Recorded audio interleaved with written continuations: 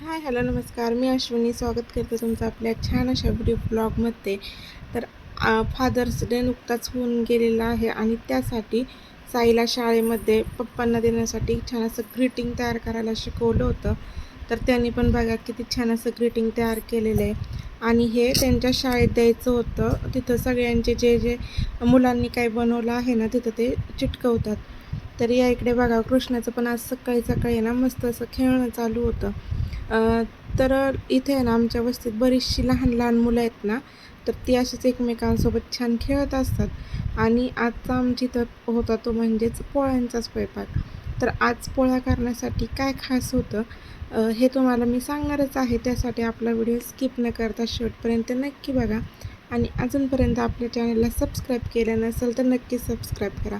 आता पोळ्या करायचं म्हटल्यावर कसं ना, पुरण जर पातळ झालं तर ते पिळून घ्यायचा म्हणजे भरपूर असा कुटाणा होतं. तर तेच काहीसं तरी चालू होतं. आम्ही मात्र आहे ना बाहेरची कामं केली, मस्त असं धुणं भांडी आणि जांभळं खाण्यासाठी आलो होतो. आता रस्त्यावरच आहे ना हे असं छोटंसं जांभळाचं झाड आहे, पण त्याला खूप गोड अशी जांभळं लागलेली आहेत. तर वस्तीतल्या मुली कशा त्याच्यावर चढतात आणि ती जांभळं काढतात. तर या इकडे आता सगळा स्वयंपाक होत आला होता. फक्त पोळ्या लाटायचंच बाकी होतं. तर आज होता माझ्या आजच्या सासऱ्यांचा महिना. तर त्यांच्याच महिन्यासाठी ना आज पोळ्या केल्या होत्या. कारण की जेवायला जास्त जण असले म्हणजे कसं पोळ्यांचा स्वयंपाक हा परवडतो आणि लवकर उरकतोसुद्धा. तर मी बाहेरचं ना धुणं भांडी करून बसलेच होते. जे महिनेकरू होते ते जेवायला आले आणि त्यांच्यानंतर ना आम्ही पण मस्त असं जेवण करून घेतलं.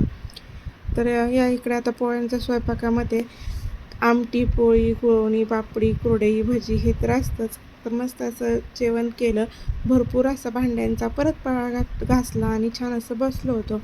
तोपर्यंत साई पण शाळेतून आला. तर तो शाळेतून आला ना पहिलं सांगत असतो की शाळेत काय झालं आणि त्याला जास्त करून सांगायचं हे असतं की मला मॅमनी आज स्टार दिला. तर त्याला ना 3-3 स्टार भेटले होते.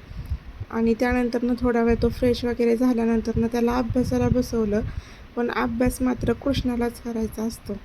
आता साई जर काय करत असला ना की त्याच्या पुढेच तो अभ्यास करत बसतो. असं त्याला ना साईला एक व्हाईट बोर्ड आणला ना, त्याच्यावर मस्त असा तो रेघोट्या ओढत बसतो. संध्याकाळचा टाईम झाला होता. बकऱ्यांसाठी घास आणायला म्हणून आम्ही गेलो होतो. पण तोपर्यंत ना सासऱ्यांनी बराचसा घास कापून ठेवला आणि मी पण प्रयत्न करत होते की मला पण कापता येते का नाही. आता बरेचसे वर्ष झालं रानात गेलेच नाही, त्यामुळे हा काय जुगाड आपल्याला लागला नाही. आता करायचं म्हटलं तर अवघड काय एवढं नाही त्यात. पण कृष्ण आहे ना काहीच करून देत नव्हता. मग तो मध्ये मध्ये करत होता, त्याच्यामुळे मी पण त्याच्या मागच फिरत होते. तर लहान मुलांना कसं थोडं पण जागा बदलली की त्यांना असं मज्जा वाटते. तर त्याचं तिकडं खेळ चालू होतं. घास कापल्यानंतर मग त्याचं ओझं मिस्टरांनी असं खांद्यावर घेतलं आणि त्यानंतर ना आम्ही घरी आलो. तर हे जी बकरी आहेत ना त्यांना 2 टाईम घास हा म्हणजे द्यायलाच लागतो. तसंच तो पाला पण आहे ना, तो पाला पण टाकावा लागतो. तर ही सगळी आहेत ना 10 बकरी आहेत. यातली तरी म्हणजे 12 होती, त्यातली 2 जी करडं होती ना ती विकली आणि त्यानंतर आता ही जी सगळी आहेत ना ती 10 बकरी आहेत. तर त्यांच्यासाठी असा जो घास आहे ना तो बांधावा लागतो. तर दोन्ही टायमाला त्यांना घास असतो, सकाळचा आणि संध्याकाळचा. सकाळचा त्यांना पाला पण टाकला जातो आणि त्यानंतरनं जो भुईमुगाचा पाला आहे ना तो पण साठवून ठेवलेला आहे. आता हा काय जास्त दिवस जायचा नाही, लेतले 2-3 महिने.